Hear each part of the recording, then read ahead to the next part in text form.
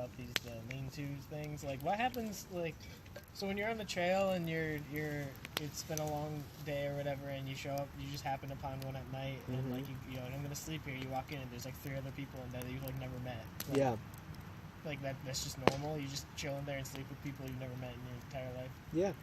Yep. That just seems so like, I don't know. It's weird. It seems like creepy. I mean, like if you wouldn't like rent a hotel with people you don't know, but when you're in the Appalachian Trail, there's this like communal aspect to it, which, you know, I've experienced some of it. You know, I've met some really nice people on the Appalachian Trail, but I haven't spent that much time there. But, you know, again, if you roll around at 5 or 6 o'clock, perfectly fine. If you're there at 12, I wouldn't, you know, try to unpack all my gear and get in there. I think that would disturb people. But like you said, if there's, you know, 4 or 5 people in there and there's room for me, yeah, I'm gonna get in the lean-to if I want to sleep. And there's no door to it, so it's just like one whole side's open, so you would just, you know, use your night vision, not a light, but your night vision to see where it is and just quietly undo if it's nighttime, and then if it's not, you just, you know, just say, hey, what's up, guys, and you can just claim a spot. Just throw your sleeping bag out and just your sleeping pad. And yeah, and you're totally right. It sounds weird, but when you're on the Appalachian Trail, like, there about every 10 miles there's a lean-to, and that's what people hike to. Because you're not allowed to just pitch your tent in a random spot. Oh, okay. You have to set up your tent at these sites that are like campsites, but they're free for the Appalachian Trail, you know. So there are lean-tos, and then there are campsites for like putting up your tent right next to it. It's not like a campsite. It's literally just like flat ground where there's no like dead trees above you, you know.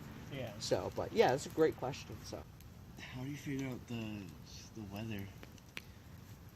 That's a good question. I think a lot of people, it's just kind of like a conversation as you're hiking. If you pass someone, you know, that's coming towards you, or you walk upon someone else that's walking the same direction, a lot of people ask people if you don't know, or I can turn my phone off of airplane mode, put it on mobile data for a minute and check the weather, and then turn it off if I have service. If I don't, I really will have to rely on asking people and just, you know, using my senses. And I really hope that as I spend more time out there, I'll be better at, you know, kind of predicting the weather. I'm not saying I'm gonna like know it, but I am excited to be like, yo, I think it's gonna rain. You know, like when people like lick their finger as a joke, put it in the mirror, and like being it's gonna rain. Well, but I mean, sometimes it like smells like it's gonna rain, or like sometimes like the leaves. Yeah, like, and like some trees, like the leaves will turn over or something. So yeah, I you know, you'll pick up on that stuff. Yeah, and I think that, you know, I don't know if this is true, but I think back in the day, people had a better sense of what the weather was going to be like because they spend so much time outside. Yeah, like so farmers and stuff. Yeah, so I really hope that that's me.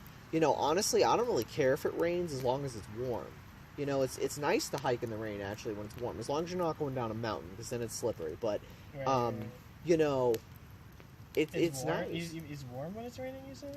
What? Yeah, like sometimes it's hot and it's raining and it just cools you off. Oh, it's nice. okay, I see. Yeah, like it might be hot during the day and then it rains and it's just like, oh, thank God I was so hot and now I'm cooled off, you know, so. I bet, like, when you come back, like, when I need to ask about the weather, like, you're just going to be so spot on. I'm not even going to check the news. I'm like, I'm not checking the news. I'm going to ask Old Man Jameson. Gonna ask Old Man Jameson. What's the 5-day weather forecast? Yo, nah, I won't know 5 days, but yeah. And I'm gonna buy a trash compactor bag.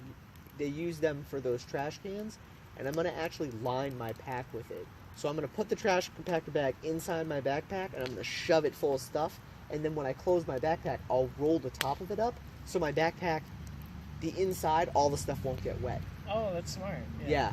A lot of people use pack covers, and they've determined that pack covers, your stuff can still get wet. So people have kind of went to this alternative method that's really cheap, you know. Yeah, that's smart. You know.